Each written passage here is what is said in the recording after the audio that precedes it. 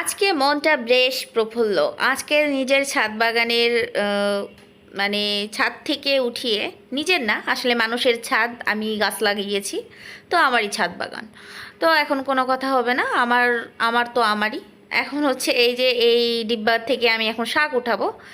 তো শাক পানির অভাব আর মাটির অভাবে এত পুষ্টিহীনতায় ভুগতিছে রে ভাই, চিকুন চিকুন পাতা মানে বড় হয় না, খাই দায় হারে চষে বাড়ে না কপালের দোষে। তো এই যে ছুটছুটি লাগে আছে। তো যাই হোক, এখন এই যে সব আগা টুকায় নিচ্ছি, কেটে কেটে ছোট ছোট করে কেটে নিচ্ছি।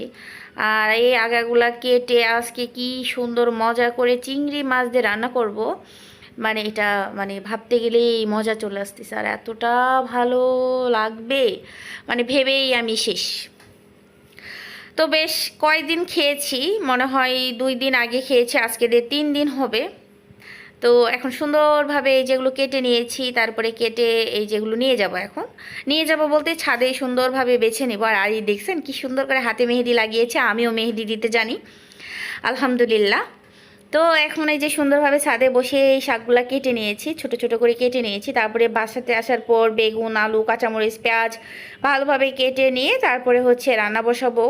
তো আজকে খুবই শর্টকাটে রান্না করেছি, আজকে তরকারি একটাই রান্না করব, আর কোনো কিছু করব না।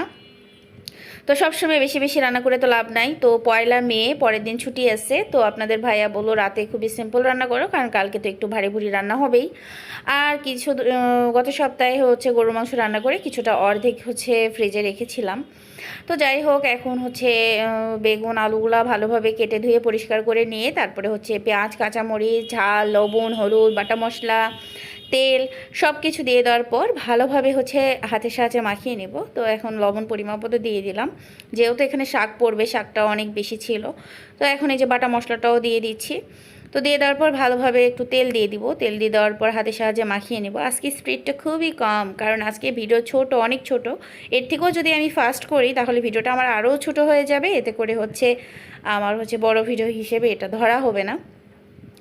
তো এই জন্য ভাবলাম আপনাদের সঙ্গে একটু স্লোলি কাজ করি, মানে যেভাবে আর নর্মাল একদম, কিন্তু এখানে হচ্ছে কোনো স্পিড নাই। আর আজকে তরকারিটা মাশাআল্লাহ অনেক মজা হয়েছিল, অনেক মজা হয়েছিল। যদিও আমি এখনও ভাতের সঙ্গে খাই নাই, তার আগে ভয়েস ওভার দিচ্ছি, কিন্তু এটা আমি চেক করেছিলাম, মানে টেস্ট করেছিলাম রান্না হওয়ার সময়।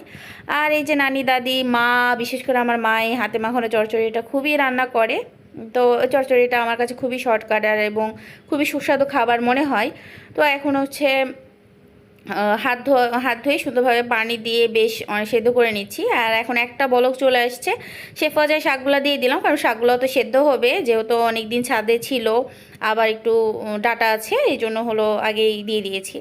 এখন হচ্ছে একটা সুন্দরভাবে শাকগুলা বলক চলে আসছে, এখন নাড়ে টাড়ে দিচ্ছি।